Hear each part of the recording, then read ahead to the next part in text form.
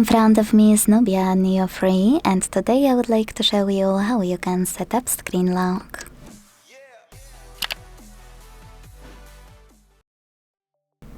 Begin by opening Settings and scrolling down to click on Security and Privacy section. Now scroll again and this time tap on Device Unlock. Tap on Screen Lock here and tap on one of those login methods. Quick tip, don't set up swipe because it doesn't give you any security whatsoever, just this animation. So go with pattern, pin or complex password. Then create it, and if you made a mistake or change your mind, hit clear at the bottom left corner to redo it.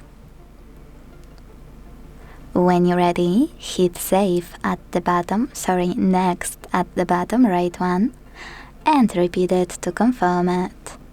Then hit confirm to save it.